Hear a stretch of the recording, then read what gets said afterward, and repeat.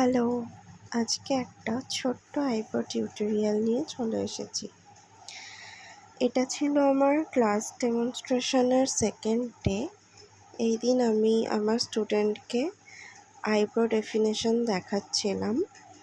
তো যার ওপর করছি ও একটা ছোট মেয়ে, তো ওর কিন্তু আইব্রো করা নেই।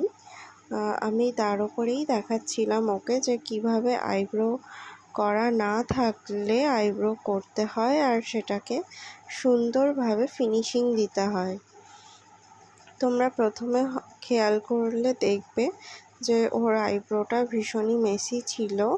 তারপরে আমি তার ওপরেই ড্র করে কনসিলার দিয়ে কনসিল করে পুরোটা ঢেকে খুব সুন্দর করে একটা ফিনিশিং আনার চেষ্টা করেছি।